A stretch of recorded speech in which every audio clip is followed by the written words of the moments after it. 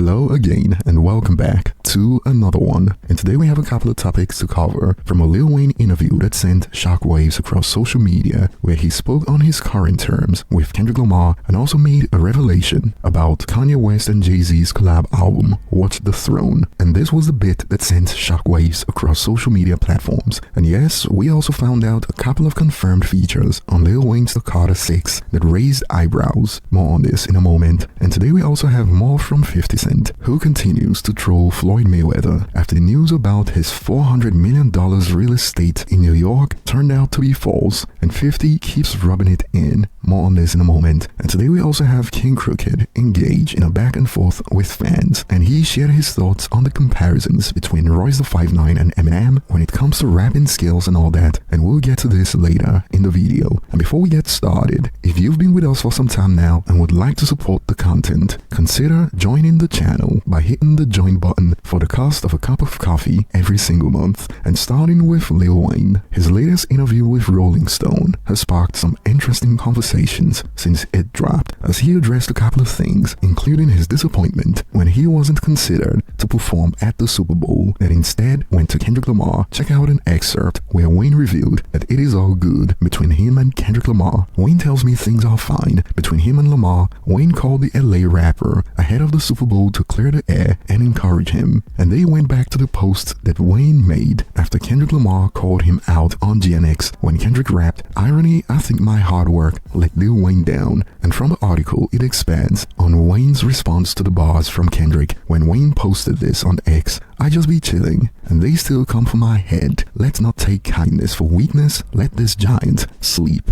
This was brought up in the interview, and this was reportedly Wayne's response. Wayne seems to not quite remember the post. "When I bring it up, I sound like I'm talking about the media because I said they," he says. In fact, Wayne says he didn't pay attention to Lamar and Drake's war of words. "I'm gonna give you the perfect example," he tells me. "I was on stage and I was singing this song and they thought I was dissing. The song was not like Us, Lamar's smash hit, DJ Mustard produced takedown of Drake from last year."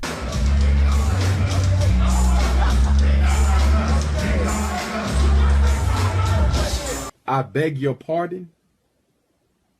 Wayne burrows his face into the arms of an Kxng chair while laughing about unknowingly rapping along to a Drake diss track. "I want my dude to be mad at me," he says. "I didn't even know it was Kendrick." And when it got to the segment about the Super Bowl performance, this is what Wayne had to say about it. Wayne says that he didn't watch Lamar's Super Bowl performance. He and Lil Twist played pool during the set, then went outside to smoke. "Every time I looked, it was nothing that made me want to go inside and see what was going on," he says. Wayne vows that he'll no longer consider doing the Super Bowl. "They stole that feeling. I don't want to do it. It was perfect." And before we get to the acts who are featured on the upcoming Carter album, the segment about Wayne's take on the Super Bowl performance has sparked some interesting reactions on social media, as on one end some believe just a big bitter crybaby like the rest of Young Money, while on the other end some have expanded real as F laughing emojis. I'm sure the crowd itself could say the same thing if they weren't forced to watch it. To which a user fired back with, "Kendrick really has Drake and Wayne stands crying amazing." And since Wayne spoke about how he didn't pay attention to the battle between Kendrick and Drake, some have added, "Real men don't pick sides during a diss/beef." But it is so obvious Lil Wayne was really hurt and jealous. The Super Bowl picked the greatest rapper to ever exist, Kendrick Lamar, over him. And correction, it wasn't the Super Bowl that picked, it was Jay-Z. Although some users are out here quoting lyrics due to the fact that Lil Wayne continued to act oblivious throughout the interview when it comes to what was going on in hip-hop music, including not paying attention to Drake versus Kendrick and stakes like, "Wayne, you are lying through your teeth, so instead of getting crowned, you're getting capped." And we'll get more on this take in a moment due to another statement from Wayne during the interview. And as it stands, the list of confirmed features on the album is also raising some eyebrows, as now we found out Billie Eilish, Wyclef Jean, Andrea Bocelli, Miley Cyrus, Elephant Man, MGK, Cameron Carter, which is Wayne's son, and Bono from U2 are confirmed on the album. And the fact that no quote proper lyricist has been confirmed has sparked reactions like, "Bro does not want to get out-rapped," and even MGK can't catch a break, as some users expanded.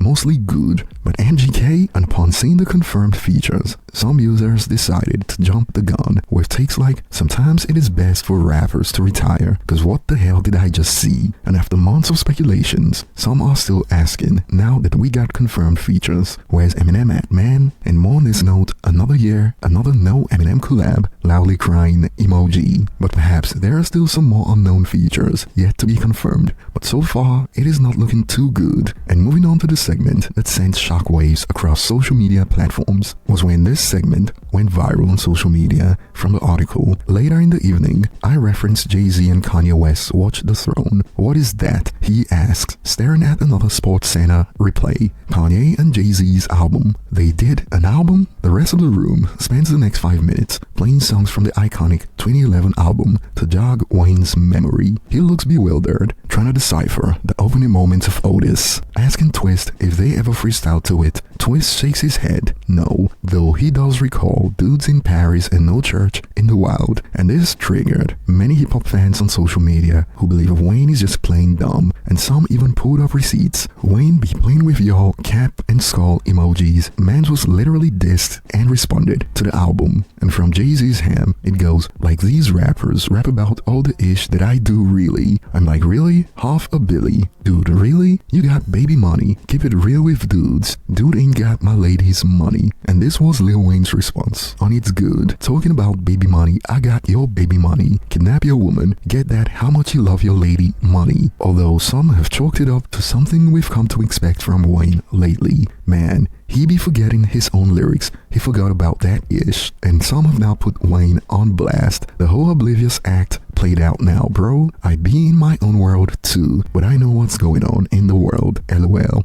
And more on this note, this is the dude y'all wanted to do the Super Bowl. The man doesn't even know what year it is. But what are your thoughts on the comments from Lil Wayne, including your thoughts on the confirmed features so far? And moving on to the next point, we got 50 Cent out here still trolling Floyd Mayweather after Business Insider confirmed that the reports about his real estate investment worth $400 million turned out to be false, as they are yet to see receipts to back up the claims. And 50 posted this snippet a few hours ago on IG. $402 million scam isn't just a headline, it's a warning. Behind the designer suits and staged Instagram photos, the truth about Floyd's so-called fortune is starting to surface. And this time, no amount of PR can save the money brand from bankruptcy. And if you think the $402 million scandal was the end of the story, think again. The deeper this rabbit hole goes, the uglier the truth looks for Floyd Mayweather. Behind all the Instagram filters and private jet photo ops, the real Floyd might just be another victim of his own ego. A man so obsessed with looking rich, he forgot to stay rich. And when Stephen A. Smith starts questioning your financial reality on national TV, it's no longer just haters talking. It's a clear sign the walls are closing in. Floyd Mayweather didn't just sell fights, he sold the dream of untouchable wealth. But the moment you peel away the flashy watches and staged bank slips, all that's left is a man running out of time, out of luck, and, by the looks of these lawsuits, out of money. And 50 added the caption, damn, they talking bad about Champ. Even though we be beefing, he's still my brother. We be falling out because I don't need him. He's used to people being codependent. And some users can't forget one of the most epic trolls yet from 50. As a user expanded, he should have read that Harry Potter book. And more, 50 know this man can't read the caption, laughing and facepalm emoji. And before we get to King Crooked comparing Eminem and Royce the 5'9" when it comes to skills and their audience, it looks like a lot of Jay-Z fans have been struggling to move on from the disaster of 2001 for him. And I'm talking about the Renegade song, not the Towers, as this hit the web a few hours ago that sparked some hilarious reactions. Quote, Eminem washed Jay-Z on Renegade is the most overused take in hip-hop, but who really had the better verse, in your opinion? Do something else! Do something else! That's it! That's all we want! Do something else! Holy shit! We have it! We have it already! Do something else! Holy shit!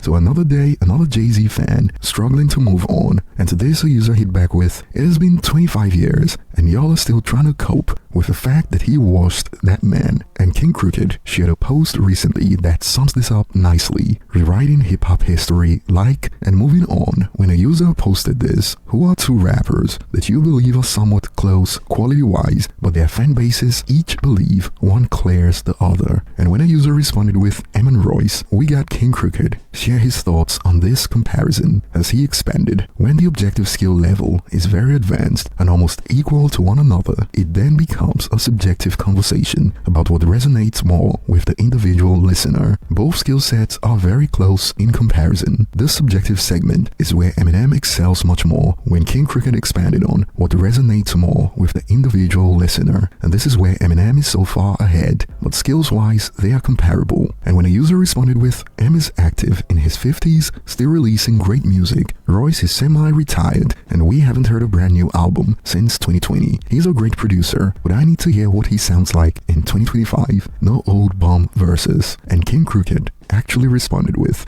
I wonder how long it takes for the skills to get rusty. And before we end it, we got King Crooked get involved in a debate between classic albums like Doggy Style and Get Rich or Die Trying, when he posted this response to Doggy Style and The Dog Pound, two masterpieces that sparked reactions like, Doggy Style has skips, by the way the features make the Ish a dope album, but it is not a masterpiece. Illmatic and It Was Written are masterpieces. And when a user responded with Get Rich or Die Trying greater than Doggy Style, King Crooked laughed and the user expanded, I like Doggy Style, but I think Get Rich is a much better album in my personal opinion. And King Crooked concluded, can't argue with a personal opinion. And this is a head-to-head that I'll throw over to you guys. Which album do you believe is the better classic, Doggy Style or Get Rich or Die Trying? And I'll also be looking forward to your thoughts on these topics in the comment section. Thanks for watching, and like we said earlier, consider hitting the join button if you enjoy this content, like and subscribe for more, and see you on the next one.